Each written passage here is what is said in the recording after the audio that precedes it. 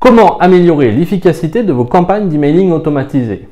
Dans cette vidéo, j'ai envie de vous donner 5 conseils, 5 techniques que j'utilise pour améliorer le taux de conversion de mes emails, les taux d'ouverture et les taux d'engagement. Bonjour à tous, je m'appelle Florian Pouvreau, je suis coach en performance digitale. J'accompagne les entrepreneurs à générer du business grâce à Internet. Donc, la première chose que j'ai envie de vous dire dans cette vidéo déjà, c'est que l'email marketing n'est pas mort, au contraire. Gmail, par exemple, les revenus publicitaires de Gmail sont en constante évolution.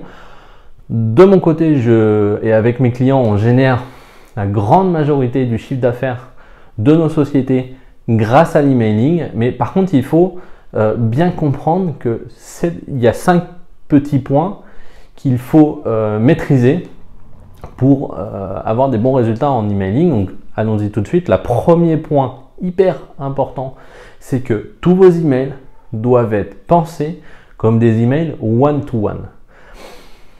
Même si vous êtes en train d'envoyer des emails, par exemple, vous êtes une société de conseil ou une société de logiciels et vous envoyez des emails pour expliquer aux gens ce que vous faites, ça doit être pensé en one-to-one. C'est-à-dire que c'est une personne dans vos équipes qui est en train d'envoyer un email. Donc, il va utiliser peut-être des tics de langage, il va raccourcir des phrases, il ne va pas faire des phrases trop longues. On n'est pas en train d'envoyer des emails publicitaires. Ça, par contre, c'est terminé, les emails publicitaires. Les newsletters, je vous en parle même pas, c'est 100% inutile. Mais par contre, un email one-to-one, vraiment une relation où vous discutez avec la personne, ça fonctionne. Et même si c'est automatisé, c'est ça que vous devez faire aujourd'hui.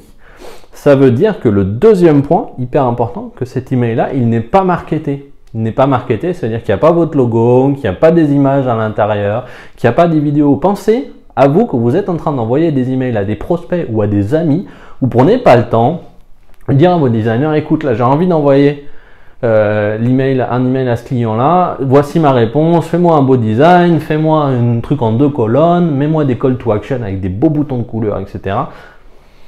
C'est pas ce que vous faites. Alors pourquoi vous êtes en train de le faire dans l'email automatisé? Qu'est-ce qui fait que tout d'un coup, parce qu'il est automatisé, l'email doit avoir un branding, etc. On n'est pas en train de faire du branding, on est en train de faire de l'email de conversion, l'email qui doit vendre, et donc on est en train de faire du relationnel, du one-to-one. Le troisième point, qui est super important, c'est qu'on a une chance géniale en Europe, c'est qu'on a le GDPR, donc on a des gens qui ont demandé à recevoir nos emails. Et pourtant, aujourd'hui, on se retrouve encore dans des situations où on envoie des emails à des gens qui ont demandé à ce qu'on leur envoie des emails, et on leur envoie des emails ultra chiants. On leur envoie pas de valeur, on leur parle que de nous, ils savent plus pourquoi ils se sont inscrits, on leur balance des informations, des articles en étant moi, je suis génial, je suis super, j'ai eu un super client, voici ce que vous devez absolument regarder. Et puis finalement, c'est une fausse promesse parce que quand ils ouvrent votre email, il n'y a pas de valeur dedans, vous leur apportez pas grand chose. Donc c'est pour ça que vos campagnes d'email ne fonctionnent pas, tout simplement parce que vous avez envie de vendre, vous avez envie de présenter quelque chose, mais la personne, elle n'a pas demandé ça en fait. Elle s'est inscrite sur votre site internet à un moment donné parce que vous lui avez donné un conseil ou qu'elle a téléchargé un guide. Elle a accepté de recevoir des emails pour vous, mais elle pensait qu'elle allait avoir dans ces emails autant de valeur que le guide que vous lui aviez proposé par exemple, ou le webinaire que vous lui avez proposé, ou l'audit gratuit que vous lui avez proposé. Il doit y avoir de la valeur dans 100% de vos emails. Il n'y a pas, c'est pas 20-80, c'est 100% des emails doivent avoir de la valeur. Donc ça c'est super important aussi, c'est le troisième point. Le quatrième point, en fait, si aujourd'hui vous n'avez pas trop de résultats avec vos listes d'emails, c'est souvent parce que vous les nettoyez pas. Les nettoyer, ça veut dire tout simplement virer les gens qui n'engagent pas dans vos emails. Ils doivent être supprimés de vos listes d'emails. Alors j'entends bien que ça peut être difficile, parce que vous dites j'ai mis tellement de temps à récupérer cette adresse mail, etc. J'ai pas envie de la perdre parce que peut-être dans 2 ans, dans 3 ans, dans 4 ans, il finira par convertir. Non, gardez-le pas cet email-là. Dans 2 ans, 3 ans ou 4 ans, il recommencera son processus de conversion sur le site internet. Et peut-être qu'il re-rentrera dans votre liste d'emails. Pourquoi c'est important de nettoyer vos bases d'emails? Tout simplement parce que du coup, Google, Gmail, Outlook, MSN, AOL, etc. reçoivent pour le compte de leurs clients énormément d'emails de votre part et puis ils se rendent compte que finalement vous avez un taux d'ouverture de 15%, 10%, 8%, rien de tout. Et donc ils se disent bon ok, c'est des mails commerciaux, c'est un spammer, c'est des mecs qui font des promotions, voilà, donc c'est du business, c'est pas important. Donc ils vous catégorisent là-dedans. Vous allez même à un moment donné peut-être vous retrouver dans l'onglet promotion de Gmail. Et ça c'est moche. C'est moche. Si vous avez des clients qui commencent à vous dire ah j'ai pas vu votre email parce que j'ai retrouvé dans promotion, c'est que vous avez fait du travail de pas très bonne qualité et que du coup aujourd'hui vous êtes considéré comme Cdiscount qui envoie une newsletter de vente pour Gmail.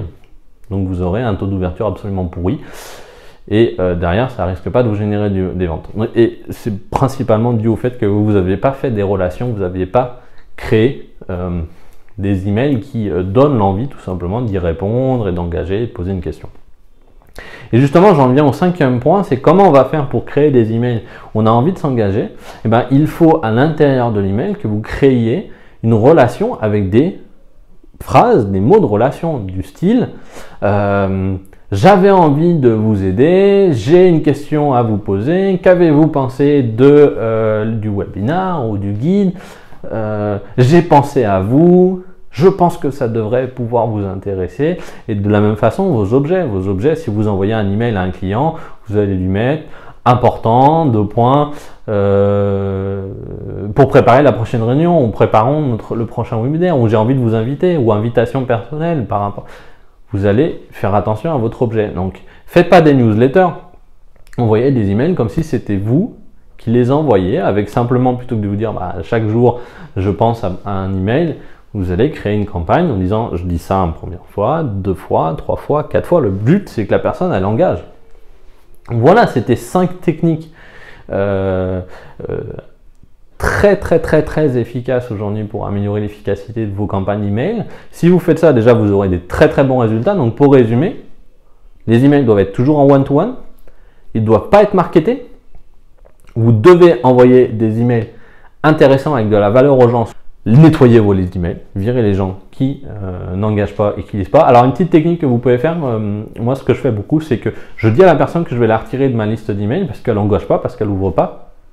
Et souvent ça les réengage en fait, en disant tout simplement je pense que mes conseils ne vous intéressent plus, j'ai vu que vous n'aviez pas ouvert mes emails, sauf que moi c'est pas la relation que j'ai envie d'avoir avec les personnes qui sont inscrites dans ma newsletter, j'ai envie de créer une communauté.